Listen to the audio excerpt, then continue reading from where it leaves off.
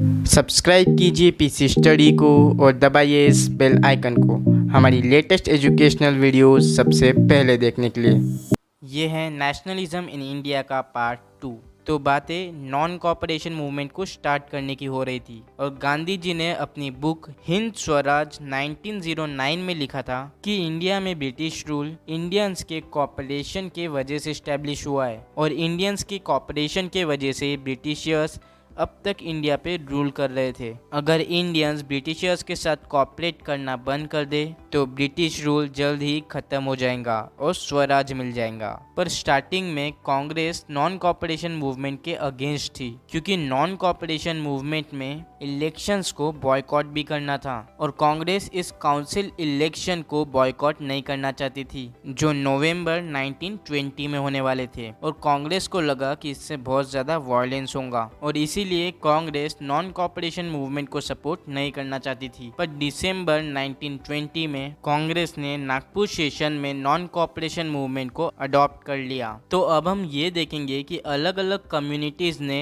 Non cooperation movement में कैसे participate किया। तो जनवरी 1921 में नॉन कॉपरेशन मूवमेंट स्टार्ट हुआ। तो सबसे पहले हम पढ़ेंगे मिडिल क्लास के बारे में। तो फर्स्ट पॉइंट है, हजारों बच्चों ने गवर्नमेंट स्कूल्स और कॉलेजेस छोड़ दिए, हेडमास्टर और टीचर ने रिजाइन कर दिया और लॉयर्स ने भी अपनी लीगल प्रैक्टिस बंद कर दी और गवर्नमेंट कोर्ट्स में जाना छोड़ दिया और सारे प्रोविंसेस में काउंसिल इलेक्शन को बॉयकॉट किया गया मद्रास को छोड़कर। मद्रास में जस्टिस पार्टी ने काउंसिल इलेक्शन में पार्टिसिपेट किया। जस्टिस पार्टी एक नॉन ब्राह्मण पार्टी थी और जस्टिस पार्टी को लगा कि काउंसिल में आने से उन्हें पावर मिलेंगी। फिफ्थ पॉइंट, लोग फॉरेन क्लॉथ्स को बॉयकॉट करने लगे और लोगों ने लिक्वर शॉप की एंट्रेंस ब्लॉक कर दी और लोगों के फॉरेन क्लॉथ्स को बॉयकॉट करने के वजह से 1921 और 1922 में फॉरेन क्लॉथ्स का एक्सपोर्ट 102 करोड़ से गिरकर 57 करोड़ का हो गया। पर धीरे धीरे ये मूवमेंट स्लो होने लगा। फर्स्ट पॉइंट, लोग फॉरेन क्लॉथ्स को बॉयकॉट करके खादी का यूज करने लगे पर खादी बहुत ज्यादा एक्सपेंसिव थी और इसीलिए गरीब लोग ज्यादा टाइम तक फॉरेन क्लॉथ्स को बॉयकॉट नहीं कर पाए। सेकेंड पॉइंट, इस मूवमेंट को सक्सेसफुल बनाने के लिए बहुत सारे इंडियन इंस्टीट्यूशन की जरूरत थी। जो हजारों स्टूडेंट्स ने स्कूल्स और कॉलेज छोड़े थे उनके लिए स्कूल्स और कॉलेजेस की कमी थी और इसीलिए थोड़े टाइम बाद टीचर्स और स्टूडेंट्स ने गवर्नमेंट स्कूल्स को ज्वाइन कर लिया। लास्ट पॉइंट, और फिर बाद में लॉयर्स ने भी अपनी लीगल प्रैक्टिस वापस चालू कर ली और गवर्नमेंट कोर्ट्स को वापस ज्वाइन कर लिया। तो अब हम बात करते हैं पीजेंट्स की, मीन्स फार्मर्स की। तो फार्मर्स के लिए ये मूवमेंट ब्रिटिशर्स से ज्यादा तुलुकदार्स और लैंडलॉर्ड्स के लिए था क्योंकि लैंडलॉर्ड्स और तुलुकदार्स बहुत ज्यादा हाई रेंट डिमांड करते थे और इसीलिए फार्मर्स को बेगर भी करना पड़ता था। मीन्स फार्मर्स को इन लैंडलॉर्ड्स के लिए फ्री में काम करना पड़ता था, उन्हें ये काम करने के लिए कुछ भी पैसे नहीं मिलते थे।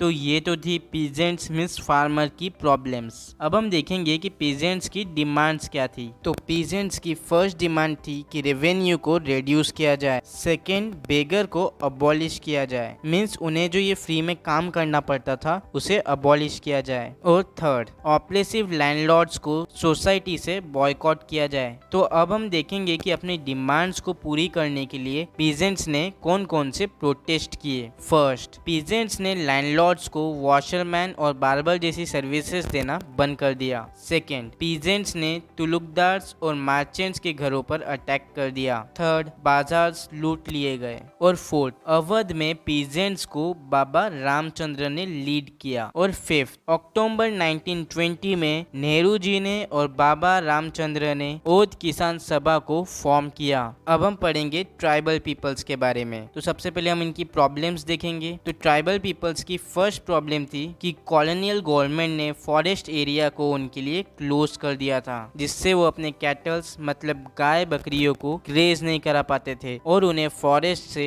फ्यूल वुड भी नहीं मिल पाता था। और ब्रिटिशर्स इन ट्राइबल पीपल्स से फ्री में अपने रोड्स बनवाती थी और ये सब ट्राइबल पीपल्स को बिल्कुल अच्छा नहीं लगता था और उन्हें लगता था कि फॉरेस्ट में एंटर करना उनका राइट है और ब्रिटिशर्स उन्हें रोक नहीं सकते। तो ये सब के रिजल्ट में 1920 में गोरिल्ला मूवमेंट स्टार्ट हुआ और इस मूवमेंट को लीड किया अरोली सीताराम राजू ने। और अरोली सीताराम राजू गांधी जी से बहुत बहुत इंस्पायर था और वो हमेशा लोगों को खादी पहनने के लिए और ड्रिंकिंग छोड़ने के लिए बोलता था। और इसके बाद लिबरल्स पुलिस स्टेशन पे अटैक करने लगे और ब्रिटिशर्स को और पुलिस को मारने लगे। और इसके बाद ब्रिटिशर्स ने भी उन लोगों पर अटैक किया और अरोली सीताराम राजू को मार दिया गया। और इसके बाद अरोली सीताराम राजू लोगों के लिए बहुत बड़ा हीरो बन गया। अब हम बात करेंगे प्लांटेशन वर्कर्स की। तो प्लांटेशन वर्कर्स अपने विलेजेस को छोड़कर दूसरे विलेजेस में आकर प्लांटेशन फील्ड में काम करते थे। तो फर्स्ट पॉइंट, 1859 के इंग्लैंड इमिग्रेशन एक्ट के तहत प्लांटेशन वर्कर्स बिना परमिशन के प्लांटेशन को छोड़ नहीं सकते थे और उन्हें परमिशन बहुत कम दी जाती थी। सेकेंड, प्लांटेशन वर्कर्स ने जब नॉन कॉपरेशन मूवमेंट के बारे में सुना तब वो इसे अपने अकॉर्डिंगली समझने लगे और थाउजेंड्स ऑफ प्लांटेशन वर्कर्स ने प्लांटेशन को छोड़ दिया और वो सब अपने विलेजेस में जाने लगे। थर्ड, उन्हें लगा कि बहुत जल्द गांधी राज आने वाला है और उन सबको अपने अपने विलेजेस में जमीन दी जाएंगी, पर ऐसा कुछ भी नहीं हुआ और वो अपने घर कभी पहुंच ही नहीं पाए। उन सबको पुलिस ने पकड़ लिया और इन सब के बाद चौरी चौरा के एक बाजार में एक पीसफुल डेमोन्स्ट्रेशन एक वायलेंट फाइट में चेंज हो गया, जिसमें काफी सारे लोग जो पीसफुली मूवमेंट कर रहे थे उनमें और पुलिस में फाइट हो गई और वो लोग पुलिस पे अटैक करने लगे और बदले में पुलिस भी उन पर अटैक करने लगी। गांधी जी ने ये सब के बारे में सुनकर NCM means non cooperation movement को स्टॉप कर दिया। तो इस वीडियो में इतना ही, इसके आगे काम पढ़ेंगे हमारी नेक्स्ट वीडियो में।